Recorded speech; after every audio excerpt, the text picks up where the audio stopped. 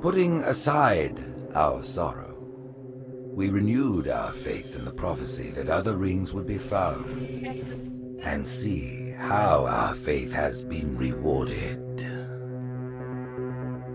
The Covenant used to be the main threat, and it was a MacGuffin in the original Halo series because the real threat was the Forerunner legacy and the Flood itself.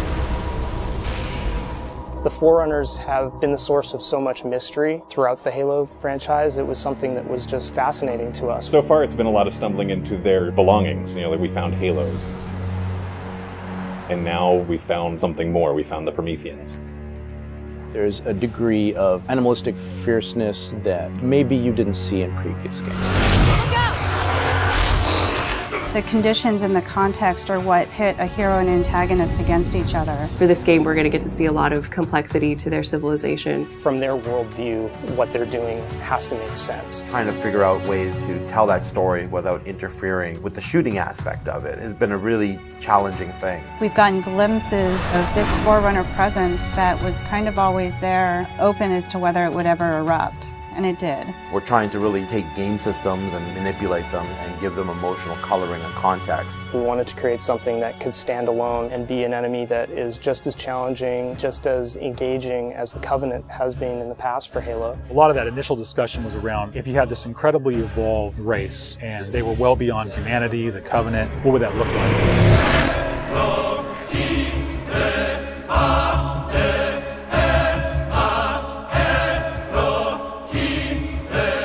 The design process for the Prometheans was intriguing, exciting, and then long and painful process.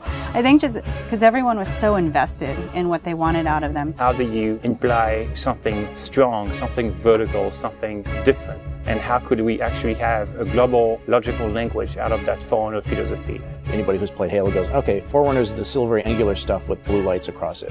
That's really the language kind of in a nutshell. For us, it was important to break that, but still find kind of like a mathematical organization. We had to do a very clear separation of style, shapes, colors, right from the start. I think the Knight's been through almost like 15 plus iterations of geometry. This sheet is like very traditional way of doing brainstorming. You just do silhouettes and then we take it and iterate some more and more and more. We didn't want them to look like monsters because they're not monsters. We had a version that looked very demon-y. These things on his back, they would go together and they would like flare out when the player was being spotted. We didn't want the Prometheans to look like robots because they're not robots. A version that looked very thin and spindly. We would see one, it's like, you know, that one looks cool, but it really doesn't convey commander of the battlefield. We had other stuff where they could clamp on and have these big, hulking, massive armors on top of them that would really change the variant look. For us, it was important to get it into something that people could relate to, which I think is always going to be a challenge when trying to take the Foreigner language and create a character. Making sure that his head stood out, that you could see it, that players had the ability to headshot it.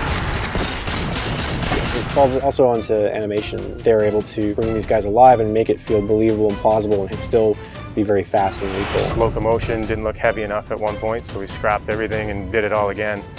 The Knight's like 12 feet tall, so if it doesn't feel heavy and menacing as it's walking around and doesn't intimidate the player, then we're not doing our job. There were not a lot of real-life elements that we could take. There are joints there, some of them are not physically connected. They're holed up with the space in between them, which is some of the features that the architecture has, which is big, massive buildings like floating, defying gravity. We wanted to keep some of that mystery and kind of the unknown in the characters as well. We even have the little micro driver arms in here, and then all the way to where we turn these layers off. We have the glowing skull. We thought it would be more of an impact if it's like a sarcophagus. It opens up and it's showing all this aggression. There's certain ways to approach fighting an elite with a group of grunts, and really what we wanted to do was change that up. The Covenant are tried and true. You know what you're going to get out of a grunt. You know what you're going to get from a jackal with his shield. The toughness of elites. Here are the brand new hooks to the sandbox. Prometheans are made up of the Knights, the Watchers, and the Crawlers. One of the big focuses for us in the design of the Forerunners was to have these different enemy classes that would be able to work together. Having this dissection so that when the player went into combat, he's sort of tactically evaluating which order to take guys out. They don't act independently of each other. You put any combination of them together, and the strategy you need to engage with them is really different. There are a variety of Knight classes. and each one of them is progressively more powerful, but your base knight actually starts just a little bit more powerful than an elite. But in addition to that, we wanted the knight to have his own set of traits and abilities. There's all kinds of these special features of each one of these characters that players haven't played in a Halo game before. You think about basic combat encounter design, a lot of the challenges designers face is how to introduce enemies. What would a Promethean do if it could bend time, space, form, matter? Knights can phase in out of anywhere. He's able to go where he needs to at any time, which is something that the Covenant can't do. Heads up! Crawlers can walk on walls, walk on ceilings.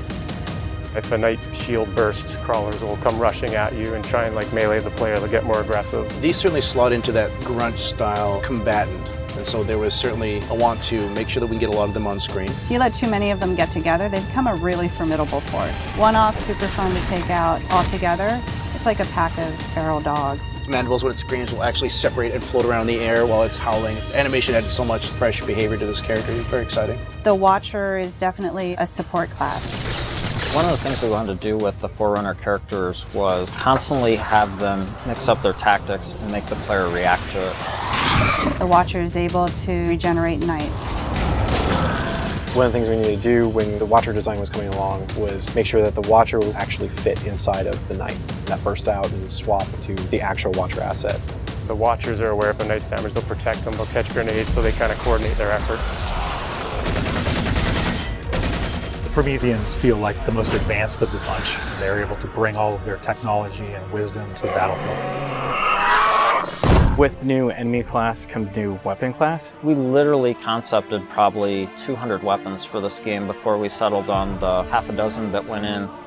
It's kind of like you've got that balance between humans' model of what a weapon's like and the desire to want to try and make something crazy and futuristic. We tried coming up with this perfect mix of stuff that was still relatable. You would still identify a weapon as a rifle or a shotgun or a submachine gun, even though they're almost magical. The Forerunner Scattershot was probably the first one where we really nailed the design on it. Everybody loves the hinge action shotgun, so we tried doing something like that so that the reload animation would be to cock it up and the front half would smash together. Every time you pick up a Forerunner weapon, it forms in your hand. So that sort of kicked off the component of having these guns form around the player. So there's that moment of like, oh, what is this gun? What does it do? And then when it comes into shape, it's kind of immediately identifiable. What makes the Forerunner weapons distinct is that usually they have dual purpose. So for instance, from the bolt pistol, you can charge it up and have something that's equivalent to almost like a shotgun blast. In the case of the light rifle, we actually experimented with doing dual firing modes. We tried to make it so there was the best of both worlds with a BR and a DMR. It works like the battle rifle when you're not scoped. That has a little spread, has a 3-shot burst, and it works like the DMR when you are scoped. So it's like a mini sniper rifle in a way. It actually changes to a different firing mode where the projectiles are stronger. One of the big things that we really focused on for them was making sure that the weapon doesn't just feel like a chunk of metal, but that it actually has glowing energy that's flowing through the gun, going down the barrel, so that everything is very full of life. The moment where all the Promethean effects really started to click the most was when we started showing the dissolve whenever you kill a knight. That was really when we started to feel, yes, this is something cool, this is something unique, and something that we haven't really seen before. This is an early prototype of the Knight E-Res. As the sphere expands, you see the particles are birthed, and everything in the red region you see will be the crack and the erode. When you shoot and kill the knight, the actual point on the body where you did the damage is where the dissolve starts. So if you shoot from his foot, he will de-res from the point of his foot up. The end result, when we blow up a knight, they dissolve, proving that the technology works.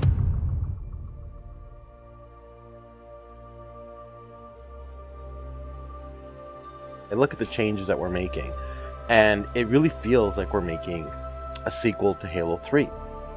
And that's exactly what we're setting out to do. We have the Covenant from previous games. We have the UNSC. We had all these things to take from, like, all right, we can make a new take on this, but we had zero information to some of this Forerunner stuff.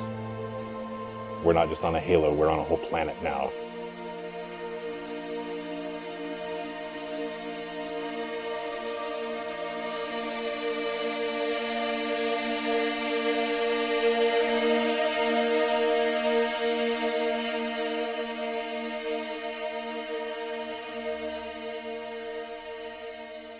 We're not just threatening one corner of the galaxy, we're threatening everything.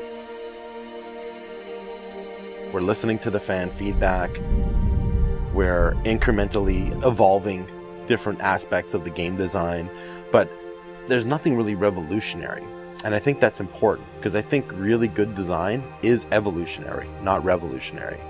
And I think at some points we got in our heads with this game that we're just going to make another Halo. I don't think that's what people want. They may think they want that, but what they really want is something that speaks to the things that they love, but then provides them with something new.